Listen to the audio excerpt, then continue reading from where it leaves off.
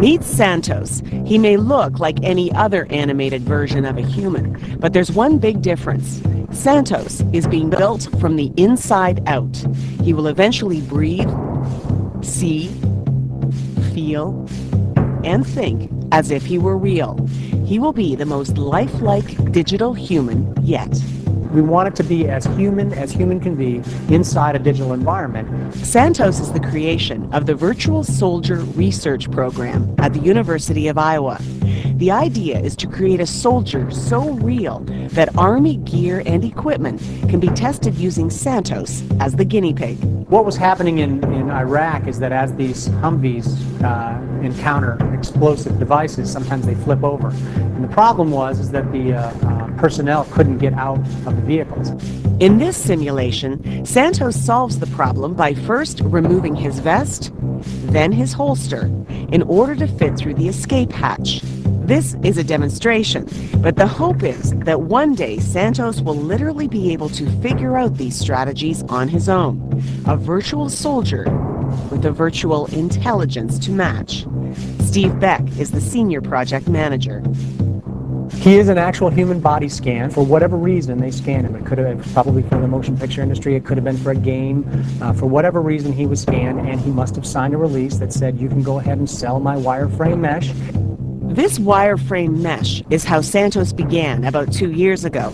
Hollywood and the gaming industry use wireframes like this too, to build characters and then animate them. The difference with Santos, though, is that he will be built muscle by muscle, joint by joint, to replicate exactly what the human body does. If we want his shoulder to move, the shoulder system consists of the clavicle.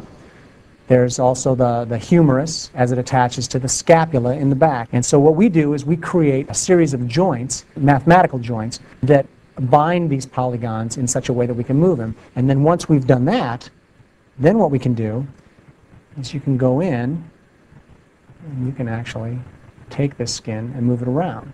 Every movement and function in the human body will eventually be reduced to mathematics, and those equations will form the heart and soul of Santos. If you go to a hospital, what do? You can't go 50 feet without getting your temperature taken. They poke you, they prod you. We want a user to be able to do that with our digital human. If we've got a human in this environment of a certain size, a certain shape, and from a certain cultural background, there's a pretty good chance that there's a mathematical model out there that will replicate what his heart rate should be, what his respiration should be. All of that stuff will feed in to what we call the holy grail for our research, and that is the feedback loop. In other words, Santos will react to his environment and then make decisions accordingly. Watch how he shifts his weight here when he picks up a heavy load. We humans do this naturally, but for a digital human, this is revolutionary. So how is this happening? By something called cost functions. Everything Santos does has a cost or consequence. Here he is told to minimize joint displacement and reach for the ball behind him. Now, the cost function that we call joint displacement wants to keep you within the joints. So if you were to strike this pose, you would find that it's actually quite comfortable. Yeah. But in motion capture, we find people don't actually do that. And so the question is why? Why don't they do it in the most comfortable way? Well, there's another cost function associated with that, and that is people like to see what they're touching. So we came up with another cost function, and we call it visual displacement. Now I'm going to ask him to touch that red ball using vision as the cost function. And you'll notice that he has a more natural approach to this now because of that cost function. So bit by bit, Santos will be built by adding together thousands and thousands of movements and functions like this. And Santos himself can be any shape or size. He might be shorter, he might be taller. And just as a strange example, I'm going to take his right arm and the distance between his right elbow and his right wrist, and I'm going to make it ridiculously long. I'm going to save those links, and now I'm going to ask him to reacquire the target. And you'll notice that these algorithms still work, so it doesn't matter what he looks like. These algorithms will always work. Eventually, in scenarios like this, Santos will get out of breath, his heart rate will increase, even his muscles will fatigue, just as a human's would. We tie into the medical community's knowledge of what they know about a muscle of a certain diameter activated for a certain amount of time. They know when that muscle is going to fatigue. So we really are moving toward an entire digital human with all the human factors, feedback, physiology, anatomy, everything. And the beauty for soldiers is that Santos tries out equipment before they do, so that problems can be ironed out long before they surface in the battlefield.